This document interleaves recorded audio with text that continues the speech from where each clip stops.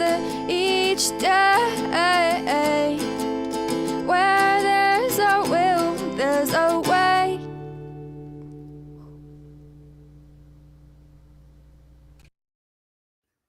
We barely made it to morning. Barely. There's 4 minutes left in the morning. So good afternoon.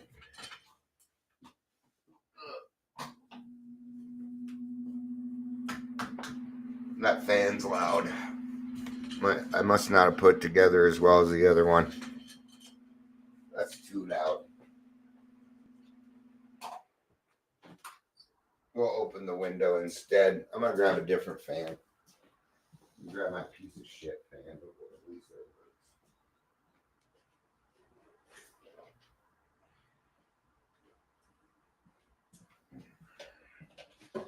Happy Sober Sunday, everyone. I hope you're having a frightfully good day.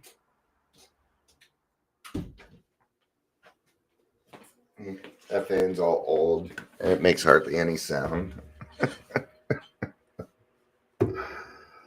Yeah, when you're hearing that grrr, I think I need to tighten it better or something.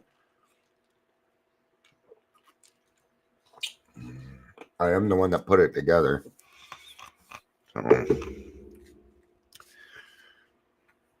Yeah. So this morning I went and did some headshots. My friend Amber took them for me. So I got to hang out with her for a little bit and stuff. It was fun. Honestly, it was more fun just hanging out, talking, yakking, talking and yucking. All right. These shoes hurt my toe though. I got a toe that's kind of hurting. I really don't know what I'm going to cover here.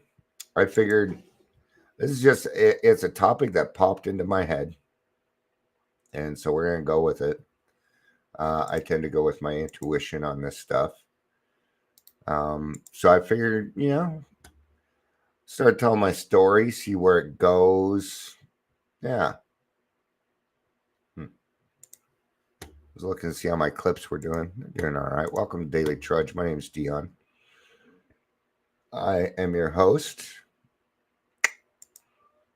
If you're here, please say hello, whether you're watching the live or the rewatch.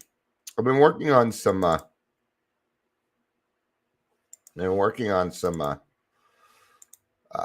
logos. About 4 of them so far. Let's see if I can share them. You can tell me what you think of these. Good morning, Heather, or good afternoon. Where is it? Window. Okay, so I gotta open them first.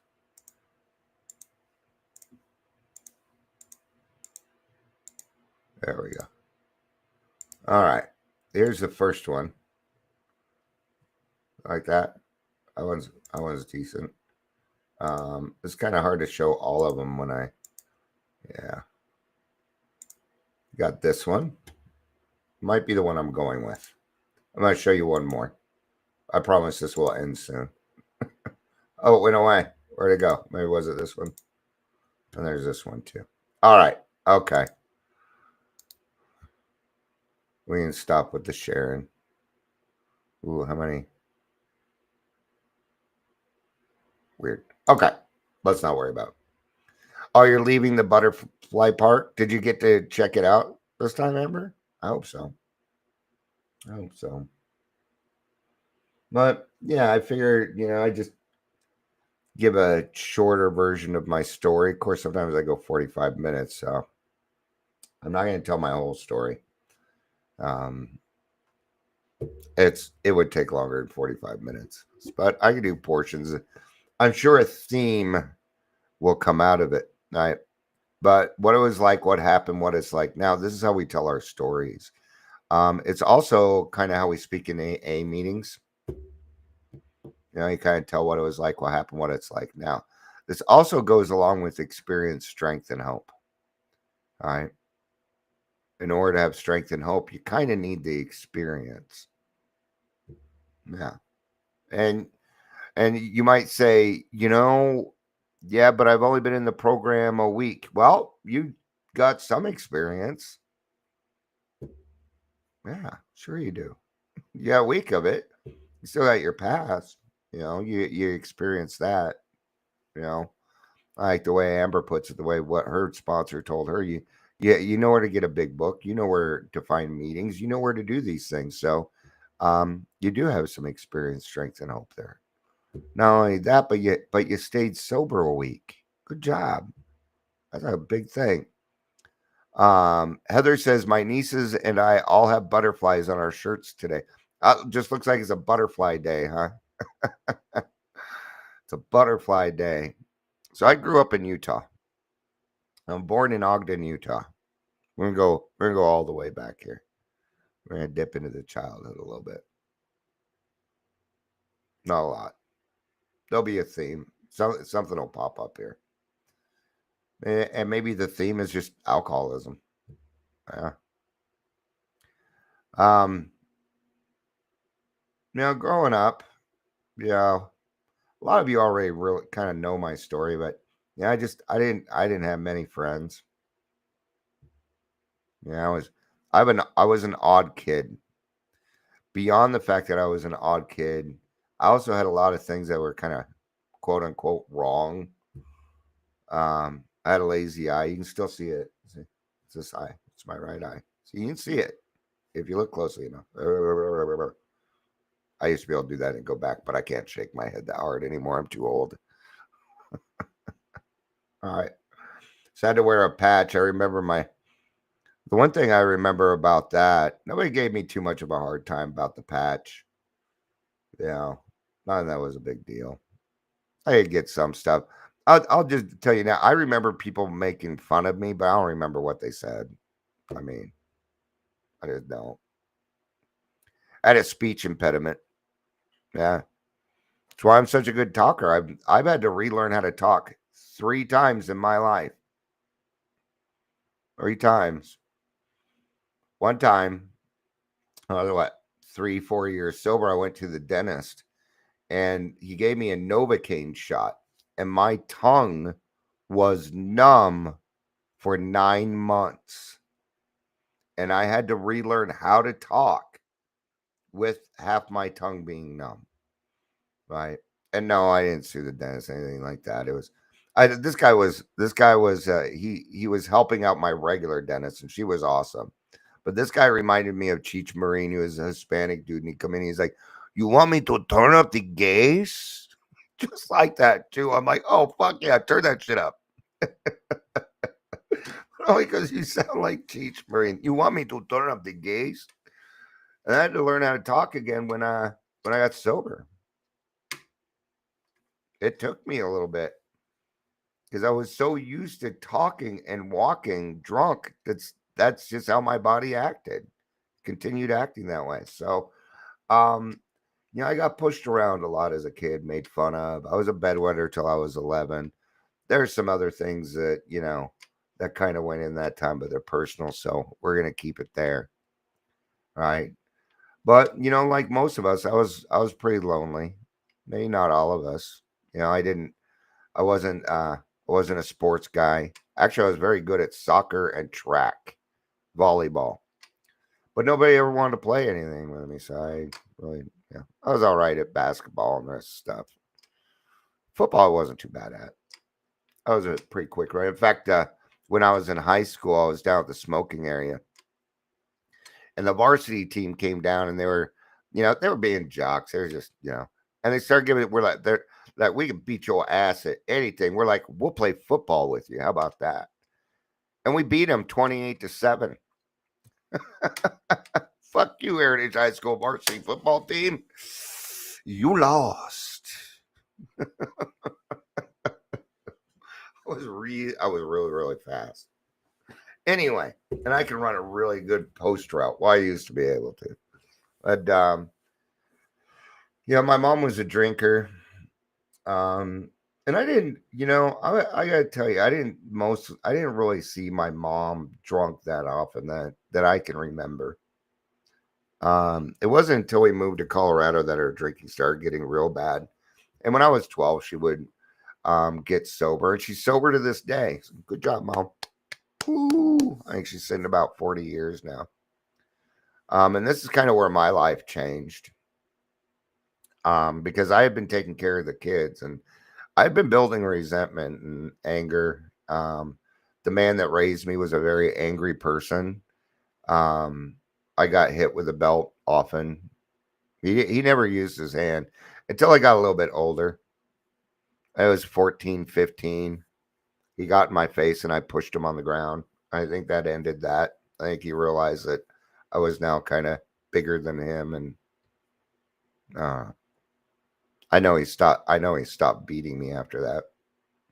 But yeah, punching holes in the walls, taking a bat through a door. Living in kind of, I don't want to say a violent household, but not a safe one. And so I started following the same, because that's, if you were angry, that's what we did, right? Right. And what I used to do, and I don't know how long this went on. It was probably maybe 6 months. But I was taking care of the story I'm going to tell. When I took care of my little brother and sister for years. I fed them. I did their laundry. I made sure they did their homework. I didn't do my homework. I didn't care about my homework. I put them to bed. Things like that. And I'm not going to sit here and point a finger at my mom. My mom changed her ways. So if somebody has a problem with my mother, well, you could take that up with me, and I'm going to tell you it's not going to be a very fun conversation, because I'll tear you up. Don't pick on my mommy. Not even I pick on my mommy. Okay. She went on to help a lot of people. So, so she quit drinking, but I used to sneak into her room, and I would take 2 beers every night. Right. I thought I was an adult. And then a day came when I got invited to a party. And I say invited to a party, but I have a feeling that I overheard about the party and just showed up. That's probably more. I don't remember exactly how it happened, so I'm going to go with that one. And I remember this night clearly. I remember being in somebody's basement. I remember the people there. I don't remember any of their names. But the same people that used to give me a hard time suddenly thought I was cool because I could outdrink them all. Because I could slam a beer in 45 seconds. Actually, quicker than that. I think my record's 21 seconds. And that was drinking a yard, actually. And yard is 3 beers. But we just had a half yard, so it was a beer and a half. Anyway, that was a different competition. And my whole life changed on this day. I was finally accepted. Finally. I have other attributes, but, when you're growing up, kids just don't see that stuff. Finally, I was accepted. And so alcohol was my answer. I finally fit in. For a 13-year-old kid, this is everything. For somebody that didn't have any friends, for somebody that never belonged anywhere. Right? It wasn't very long. My mom had gotten sober and stuff. She didn't know I was drunk that night. I think she was still drinking when that happened. I don't remember. But the day came when she did start, she got out of treatment and started going to meetings. And she didn't force me to go to her AA meetings, but she did ask me if I wanted to go along. And, I was a very big mama's boy, and I supported my mother. And so I went with her because I want to make sure that my mom was okay, that nobody was fucking with her. I'm kind of a protective kid. And I remember one day she was acting like her old self. And I'm like, Mom, you need to go to a meeting. No, I don't need to do it. And I literally picked her up and put her in the car. I'm like, bye. I'm like, there's a 5:30. I knew that there was a meeting coming up. It was either Dragon's Den or South Suburban Rec Center. I think it was South Suburban Rec Center off University and well, by the park there, University and something on the south side of town. And she went to that meeting, and I don't know if I necessarily saved her life that day, but I do know that she was closer to drinking than she was to staying sober, and she came back a different person. That's what I saw. I just knew that this program saved my mom's life, and I felt indebted to that even then. Even then. Then the talk came, Dion, we think you might be an alcoholic. I was 14. Dion, we think you might have alcoholic tendencies here. I'm going to tell you something. That just pissed me the fuck off. It did. At that point, I'm like, okay, I've had enough. I'm so tired of you guys calling me names. I'm tired of it. You say I'm retarded. You say I'm this. You say I'm that. You know, all the name calling. Pee on Dion was the worst. What'd you pee on, Dion? Because I was a bedwetter till I was 11. And that was started by my older brother.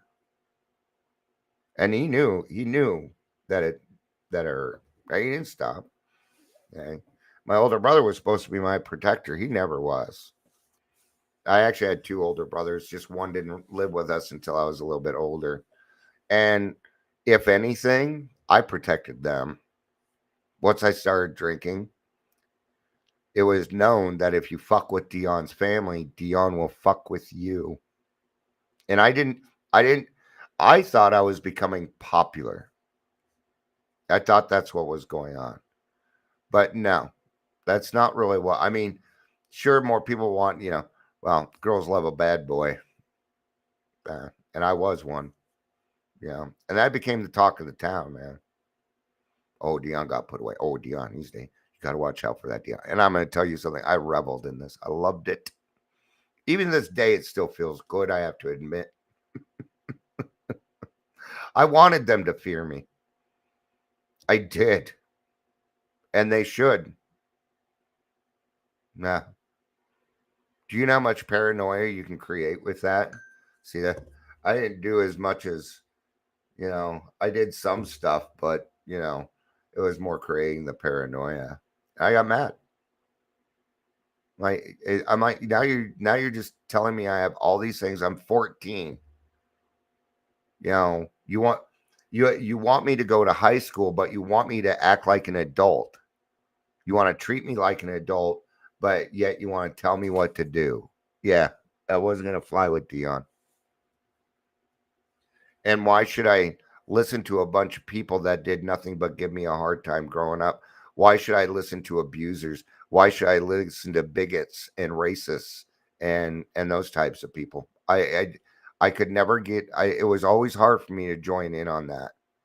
All the kids would make fun of other races and shit. And I didn't understand.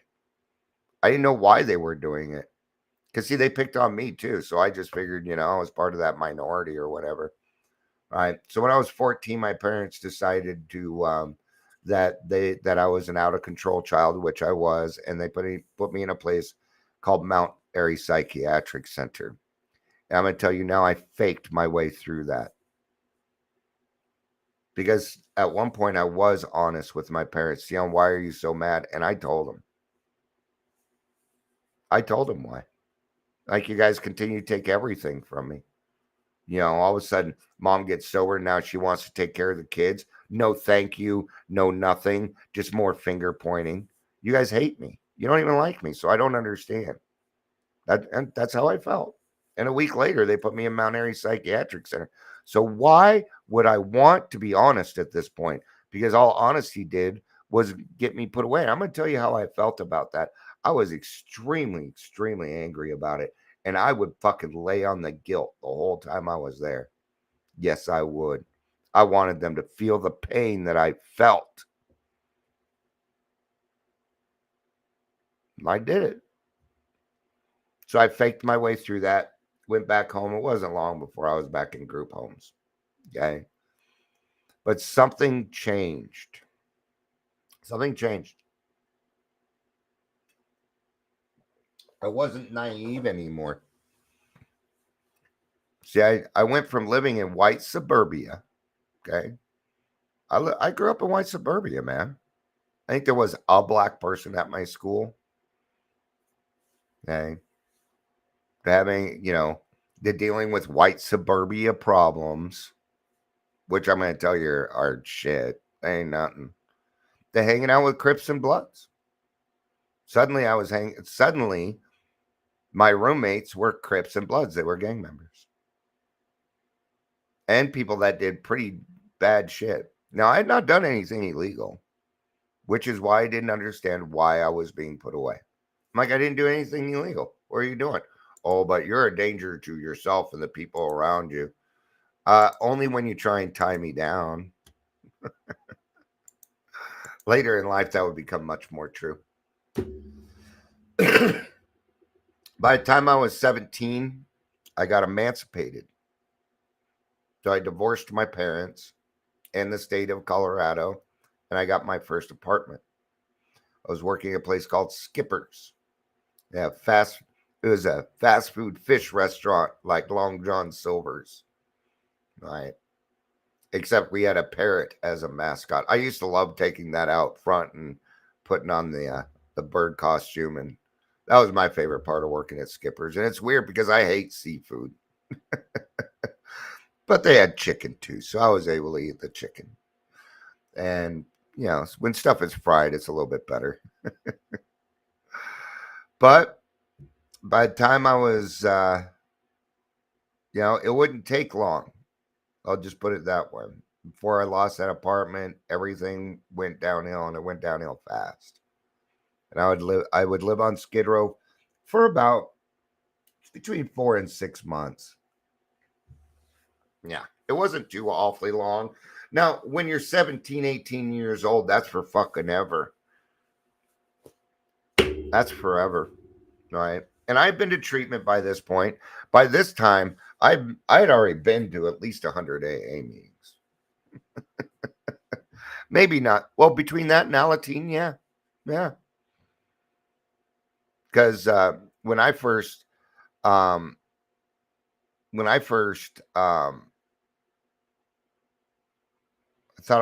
forgot where I was going with that, because I was reading what Amber said, so I don't remember what I was going to say. Oh, so when you would go to an AA meeting back in the 80s and 90s, there was an Al-Anon and Alateen meeting most likely going on at the same time. And the family piled in. There wasn't one person, there wasn't one car that didn't have multiple people in it. Yeah. We brought the family. It's a family thing, man. It's one of the elements I find missing. It's not quite on AA. When an AA club is broke, then we don't quite have the space that we need. It has to do more with the housing market than anything AA is doing. All right, so I've been sleeping on friends' couches. There was about a week there that I got to, hang out with people underneath bridges and shit. And this is where alcoholism is a little weird. Because I remember drinking under a bridge around a barrel, burning stuff. It was summer, so I was kind of lucky in that sense. I remember drinking, and we were having a good old time, and I'm thinking, yeah, this isn't, it's not that bad. The really bad people are people under the bridge down there. Those are the really bad people. The people over there doing meth and crack and stuff. Those are the bad people. Even at that point, your mind, right? All right. I'm going to speed up a little bit here because, we're at 25 minutes. And see, I told you my story's very long. All right. There's a lot of things to cover. Well, there's a lot of nuances. And your story's just as long. It's just, I really like running my mouth. So that's part of it. Part to do with it. All right. So let's speed up here a little bit. March 16th, 1989. Friend of mine came to me. He said, Dion, we can't keep doing this with you. You got to leave. You can't keep sleeping on the couches, doing all this. And, you know, there was one friend, he let me sleep in his closet because his mom couldn't know that I was over. I had a lot of different spots. I used to sleep in laundry rooms in white suburbia because nobody bothered you. They were usually open. They were warm. And then what I would do is, you know, at night, I'd look under the, there was always quarters underneath the machines. So, but March 16th, 1989, my friend told me, he's like, here's $5. I will take you to the bus stop. He went and dropped me off at University and Dry Creek. I got on the number 0 and I went downtown.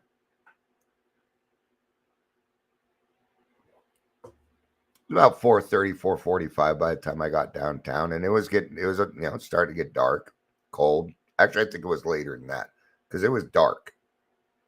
The sun had set.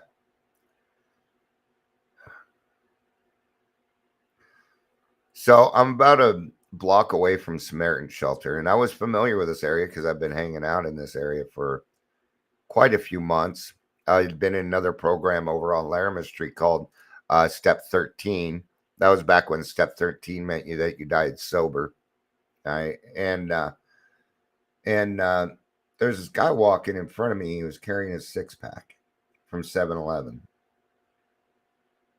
And we're getting closer to Samaritan Shelter. I could see the Jesus Save sign down the street, another couple blocks. And I mean, it was dangerous. It was not a safe area. Anyway, of course, I wasn't a very safe person. This guy turns around, he looks at me and goes, "Are you okay?"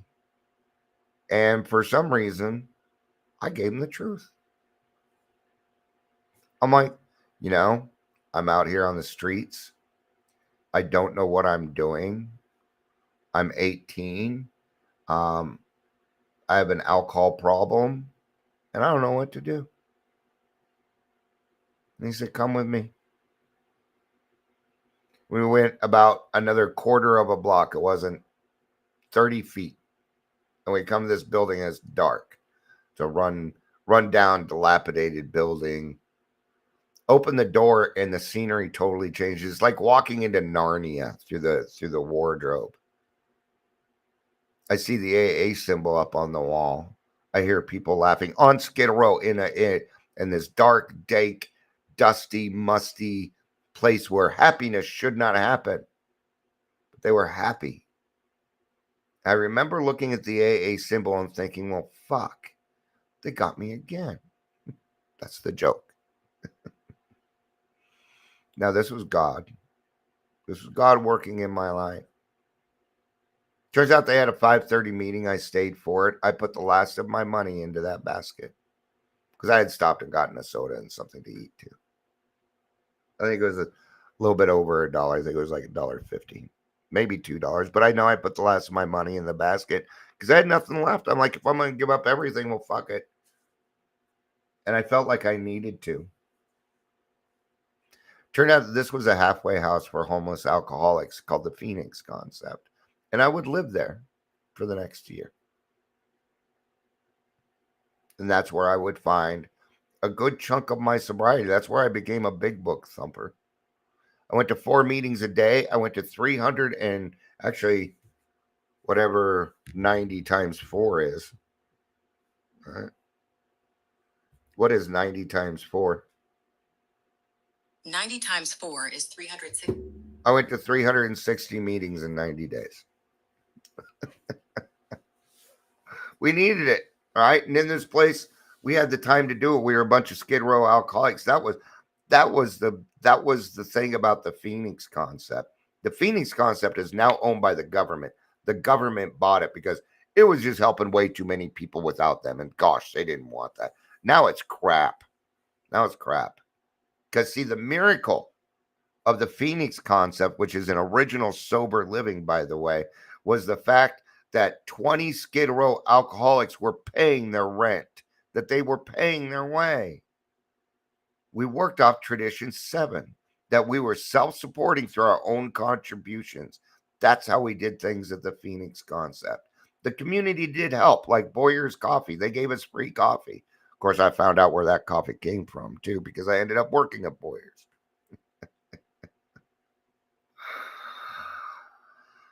I would get 12 years of sobriety. I'm not going to cover this portion, but I'll give you some of it. I would become a drug and alcohol counselor at 20, 19 and 20. I was on a team and we won the best. We won the Governor's Award 2 years in a row for best prevention group in Colorado. I've worked detox. I've had a lot of success in this field. A lot of success. And to this day, I still have a lot of success in this field. Not just with myself, but with other people. Yeah. I'd get married, have a child, get divorced, have a child, get married, get divorced within that time. I had a million different jobs, and yeah, I've always been that way. Just got home good. And one day I had a relapse. One day I had a relapse. I had about 9 years sobriety, decided I didn't really need to go to AA anymore. I was having too much live action role playing and living my life, and I walked away from AA.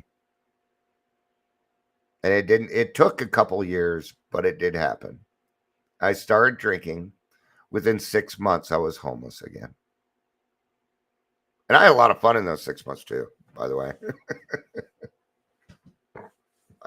I never drank in a bar before. Not before. So I had a relapse. All right.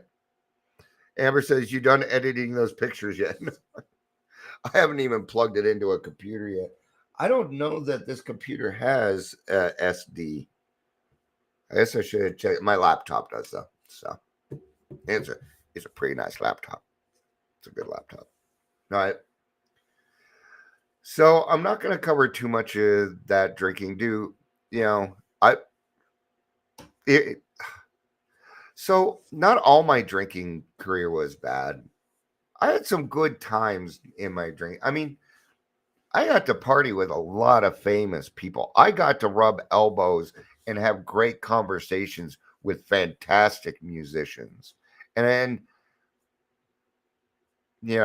I ended up being on the radio as a DJ. I hosted a radio show for local bands. I've emceed a lot of stuff in my life. So I got to do a lot of things. Okay. But it would have certainly turned out better if I wouldn't have been drinking. I would have actually probably been able to get into the field, but because of my drinking, that dissipated pretty quick. At 31, I decided that I guess it was a little bit longer before I was homeless again, maybe a little over a year. My time in my head doesn't quite, right? But I started playing drums when I was 30, 31. I think it was 31. And 9 months later, I was headlining at Herman's Hideaway on Saturday nights. Not bad. I don't know how that. So I've been a rock star. I've been this, but not anything necessarily in the limelight. This is probably one of my funnier stories from my second round of drinking. I kind of want to go back. Amber's been saying some stuff. Isaac asked me if I was lying to other AAs because I sometimes drink. He's around alcohol so little he doesn't understand the difference between drinking a beer and a soda. He said, I explained alcohol is an adult drink. That water, soda, coffee, and juice is all okay. He's so cute and sweet. He is. He is a darling little button there, Amber. He is. He's a cute kid. You and Scott did a great job. You two have great genes, like Miss Sweeney. I walked right into that. I walked right into that. So I had this girlfriend. She had a great voice. Fantastic voice. It's actually why I started dating her. She wasn't really my type, but beautiful voice. It drew me in. She ended up winning tickets to American Idol second season with Clay Aiken and Ruben Studdard, and we went out to L.A. Of course, we were drinking, so it was a fucking mess. But we had to do these promotional shots because we won them through a radio station. So you got to, it's part of the deal. You know, like you get a free trip to Florida because you check out their timeshare kind of thing, but they don't, yeah. So we were required to do certain things while we were there as part of it. And one of them was taking pictures, and it was with the judges, but the other judges weren't there. It was just Simon Cowell. And we're sitting there waiting for the pictures. We got our arms around each other and stuff. And I did notice that when Simon put his arm around me, he hovered it a little bit off of me, which I found respectful. So I did the same with him. But he started bitching at the photographer. He started getting rude with the photographer. And he said, well, can't we just hurry this up? You know, I've got places to be. We got things to do here. Can we get going? I'm like, yeah, can we hurry this up? I don't want to be next to this asshole either. Yes, I said that. To Simon Cowell. So the running joke is I got to do a 9th step with Simon Cowell, you know. I yelled at another superstar. I don't remember who it is. Who's the other superstar you yelled at, honey? Is that a Jason Mraz concert? Which one is it? I can't hear you. Yeah, Christine. And it's not Aguilera. There's no way I'd yell at Christina Aguilera. I'd be too busy drooling. Christina Perry. That's what I yelled at. She's just a bitch. Anyway. So see, I had some adventures. All right. I partied with the Allman Brothers more than once. Great guys. Great guys. Drank a lot of tequila. A lot of tequila in that. Yeah. But they like to show off their stuff. And it's all very expensive. I'll tell you what, the expensive tequila fucks me up just as much as the cheap shit. Yeah, it doesn't make a difference. All right, let's speed this up. Eventually, one day I'd turn around, I'd come home, and everybody left. Literally. There were 3 other people living in the house, including my fiance at the time. I came home. They were all gone. They left. They'd had enough of Dion. And that's when the suicidal ideations started appearing for me. About 3 months later, I would lose my job due to my alcohol use. Actually, I yelled at someone. It was a guy that does the leasing for credit card machines, and they were ripping people off, and I knew it, and I didn't want to be a part of it. And I told this guy, I said, I ain't sending any more of your stuff through. You're a piece of shit. Next day I was fired. So, and at that point I had an opportunity to go do a sales job out in California, but instead what I decided to do was I was going to move out to California and I was going to drink myself to death. I was just going to party till I died. And of course I envisioned in my head, having fun on the beach and going to California parties and living the lifestyle. And guess what? I lived there almost 2 years and I never once went to the beach. I did the same thing I did here. I stayed in my room and I drank. I didn't do anything. Eventually, I got a Facebook request. We're at 40 minutes. I haven't even gotten to what happened and what it's like now. We'll just keep those very short. I do need to speed this up a little bit. In fact, we're just going to speed up. We're going to go to about 43, 44 years old. By this time, Shannon and I have been together for a little bit. We've been together 15 years now. So we've been together 3-4 years at this time. Shannon was my high school sweetheart. The wife that I have now was the same girlfriend I had when I got sober the first time and I was on Skid Row. And she used to tell me all the time, I know what the sober Dion's like. So I'm just going to sit around and wait for that guy to come back because I know he's going to come back eventually. She had a lot of patience with me. a lot of patience. And eventually I would start trying. It took me 2 years to get off the alcohol, maybe even longer. I kept putting myself in detox. I was in detox 22 times in 2 years. And yes, that's a lot. I did that every single time. Not one person made me go to detox. I did that. Because, see, I know something about it. I know if you continue to take away my freedom, I will stop doing that. So that's what I did to myself. Now, this is where I get a little sad. Because for 2 years, I kept going to detox and AA meetings and asking for help. And people kept sitting on their hands. I couldn't understand it. I'm like, what happened? What's going on here? I'm like, it must be me. And let me tell you the 2 things. And now you'll understand why I do what I do and why I say what I say. Number 1, detox. There wasn't anybody there to help me. Their only job was to make sure I was blowing zeros. My heart wasn't going to pop out of my chest before I left. Other than that, they had no experience. Now, I used to work in detox, and it used to be nothing but people in recovery, but it changed on me, and I didn't know. So there wasn't anybody at detox available to help me. That is the first thing that almost killed me. And I was asking for help. And you know what they would do? This is what they would do. And I don't know why I couldn't figure it. They would just hand me a piece of paper and say, here's some resources. Good luck. I'm serious. That's what they did. I kept going to AA. And I thought I was just a piece of fucking shit. Because I was sitting there for 2 years waiting for somebody to approach me and say, hey, Dion, you need a sponsor. I'm available to sponsor. Let's start getting the work done. It took 2 years for somebody to get off their ass and do that. See, when I was in AA the first time, back in the 90s and stuff, and I did a lot of AA, the question wasn't who here is willing to sponsor, it's who here needs a sponsor. And I thought that's what they were asking. So for 2 years, I kept raising my hand, looking like a fool. And it almost killed me until one man, and I'm grateful to him, came up to me and said, Dion, we love you here, but you need God in your life badly. And it worked.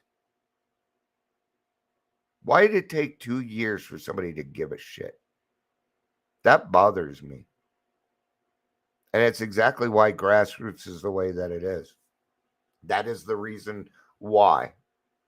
An alcoholic can't hear that shit when they come in. What I heard was water. I could barely even hold a cup of coffee, man. I said coffee. Now I got to drink some. Because I'll have me nice Dutch bros here. Or do. And Dutch brothers, quit blaring music out of your speakers while we're in line. We don't want to hear your ship music. All right. or at least play my kind of music, and then we'll be okay. So I'd finally get sober. It happened. April 16th of 2016, I got sober. Almost 10 years ago. This is when shit got hard. Yeah. About a year into my program, I had my first anxiety attack.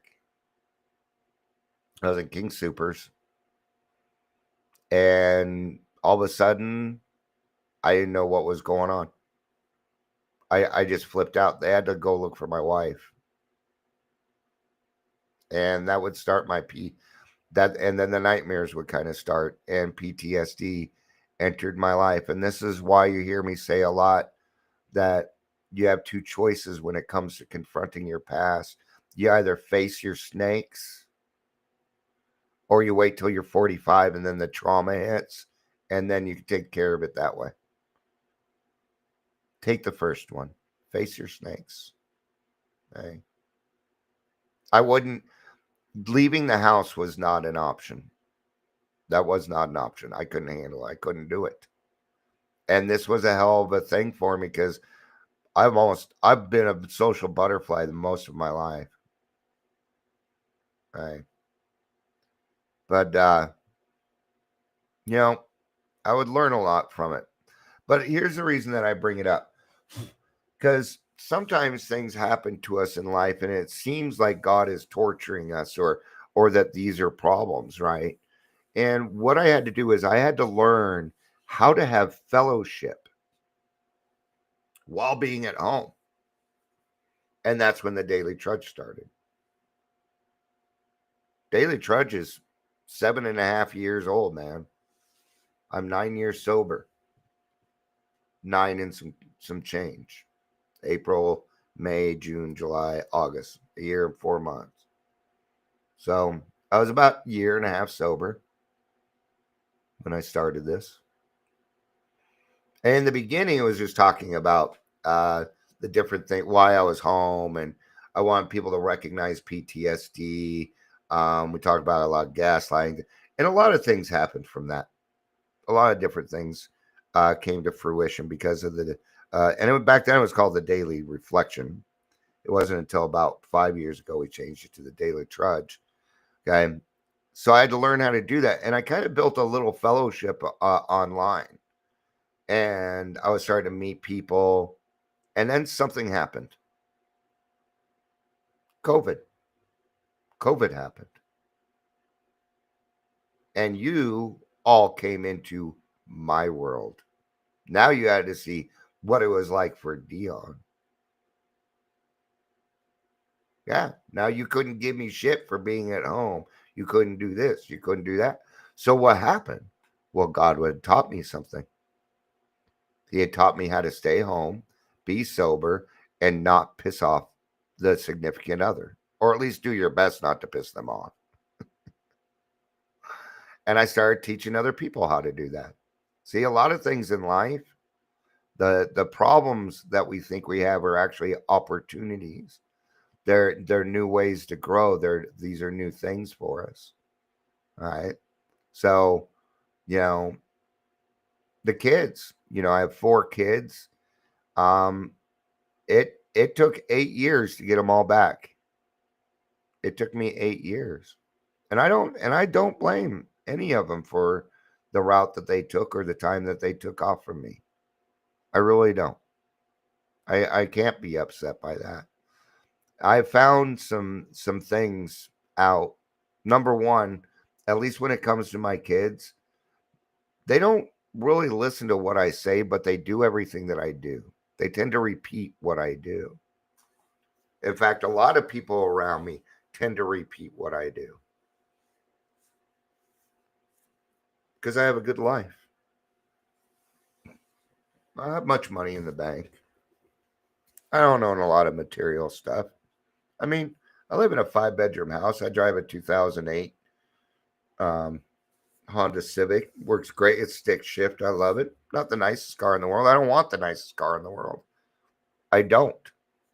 Because then I have to maintain it, take care of it. Oh my God, there's a scratch on it. Nah, no thanks. But yet, I'm rich. I'm a very wealthy man. I have really, really good people in my life. People that care what happens. People that when I am out of my lane, that they are going to call me and say, Dion, you need to get back in your lane, because they love me that much. When I first got into the program, I doubt I could have found 6 people to carry my casket. Now I'm pretty darn sure that I could find at least 6 people to carry it. In fact, probably more. I'm a useful member of society again. I actually have influence in my community. Yeah, not power, not control. I don't want that. But I do try and be influential in the right way. And I do that by being a good example. Yeah. Because before growing up, like when I was 13, I was telling you about that. Here's something funny. Okay. I had a best friend, right? His name was Brian. And he and I were very, very good friends in high school. And so we were both geeks. And we just, for some reason, we connected. He's also the person that I wrote the live action role playing game with, right? So we did a lot of arguing. Libra, I get along very well with Libras for some reason. But his parents, like in high school, be like, "Now you stay away from Dion. Dion's a bad influence." And then when I got sober and he was getting married, I was about 23, 24. They were telling him, "Brian, you need to be more like Dion. You need to find a higher power. You need to find God in your life like Dion did." See, we go look at the extreme. Even parents turn around and be like, "Okay, yeah, he was a bad person, but look at him go now." All right. I would much rather be the person that my kids, my grandkids look up to. I want to leave this world with stories for my kids and grandkids that are good, that are positive stories. That's what I want. Why? Because then their life will be better. I don't want you to have to go through the last 12, 15 years of literal hell that I went through and that a lot of us go through if it can be avoided. Now, I know what it's like to be a young person in recovery. I was 18 years old and I was in a halfway house for homeless alcoholics. The person closest to my age was 34. Oh, I spilt more on the counter than you ever drank, or the guilt-ridden, "Oh, I wish I would have stopped when you stopped." That one. Don't say that to young people in the program. Okay? Because it drives them out. It makes them feel unwanted. All right? Don't be a bully. "Oh, man, you wasted your life." Go do something good then. Go do something good today. Go recreate your life. Doesn't matter what age you are. You can start now. You can start now. All right. We're going to end this with a reading. Wrap it up with a reading. I know I didn't really talk about what happened and what it's like now, but I never really know what I'm going to talk about. So,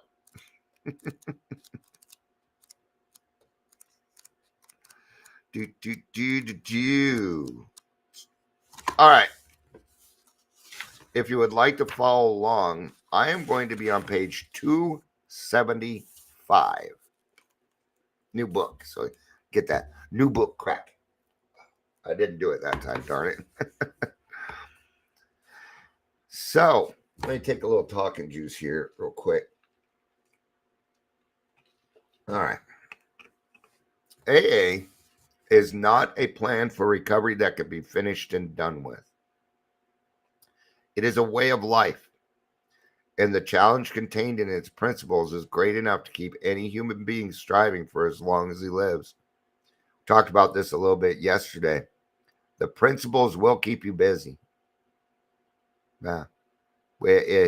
If you work those principles every day, it will keep you busy enough that you're not even really thinking about alcohol anymore. Okay. But it's a way of life. And we how about you? But I appreciate the challenge now. I do, because I have the right tools. I have the correct tools for the right job now. So I appreciate these challenges now. All right. We cannot outgrow this plan. There's no graduation day. Actually, there is. You'll be dead. Sometimes we lose people in this program. Be happy for them.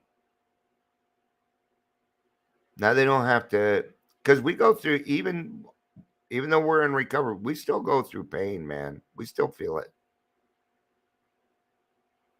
Now they're not being tortured anymore by that stuff.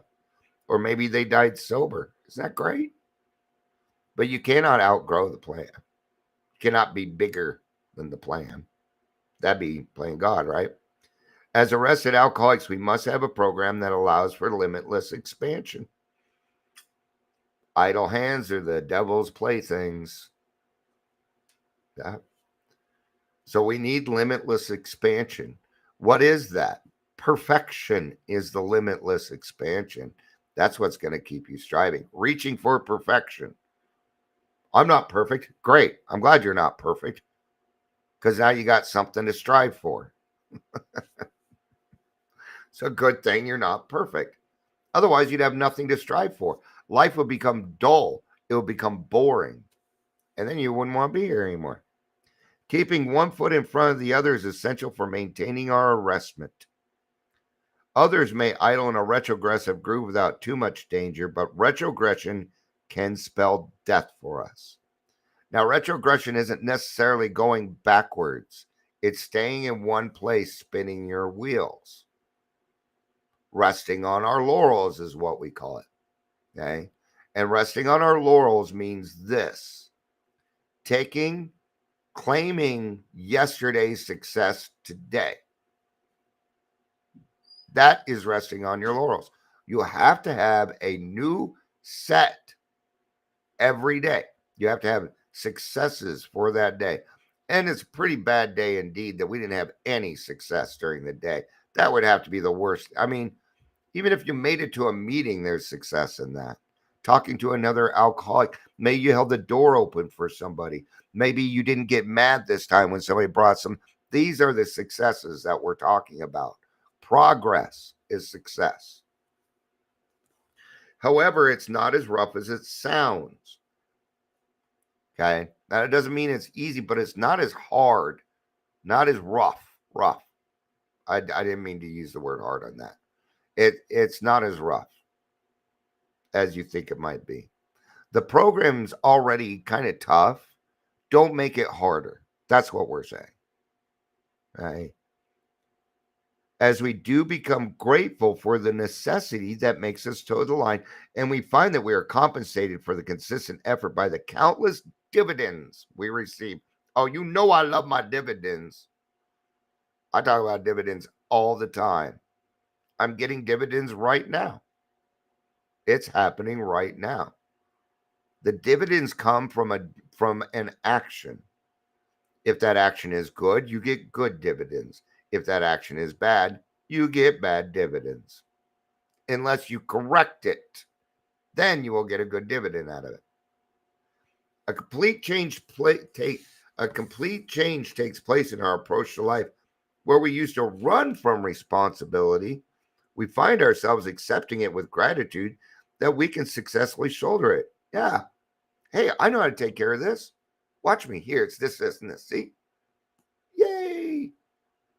We get excited because these are new things for us.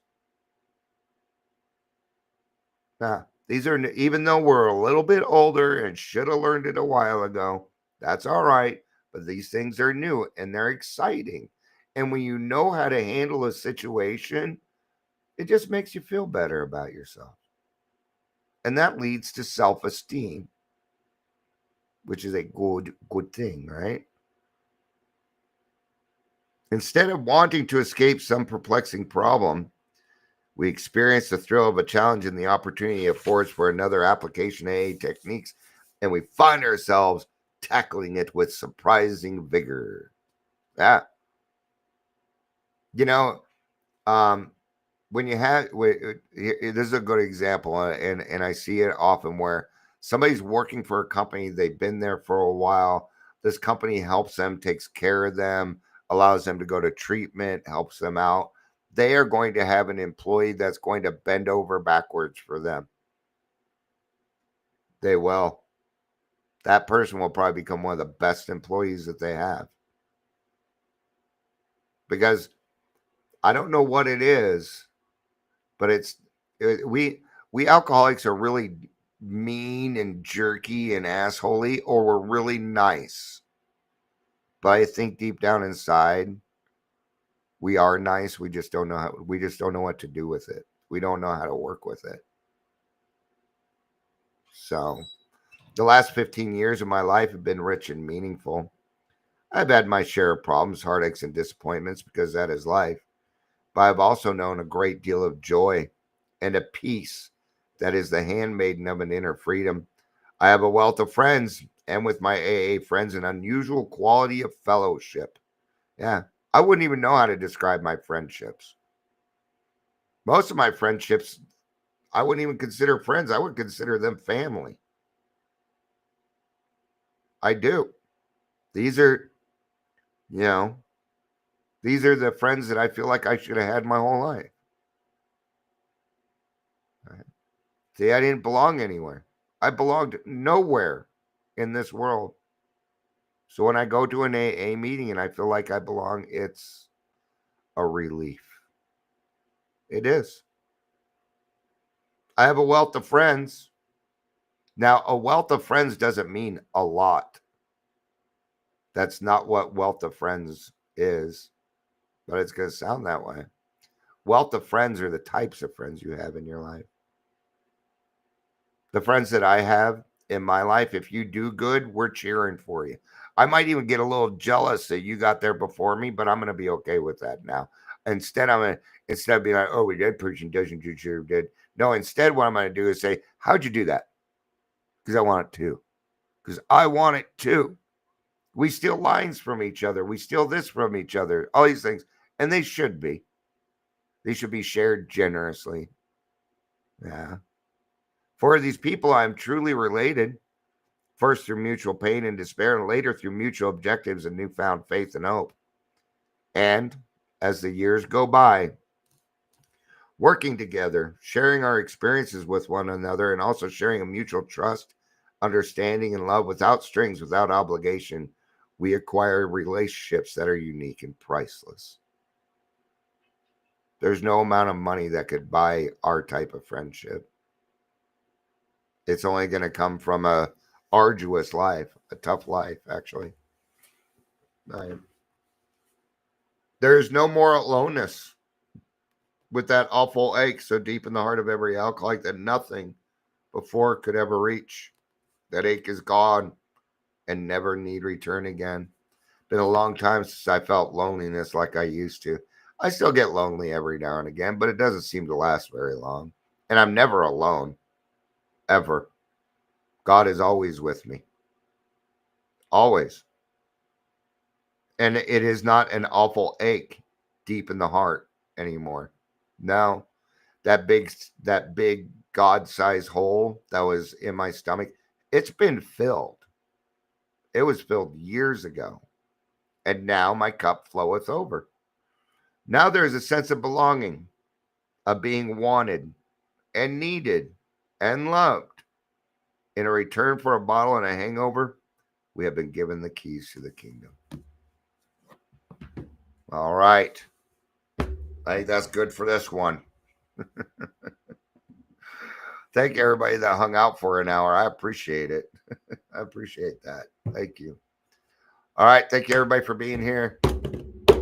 I love you. You know I do. Peace out.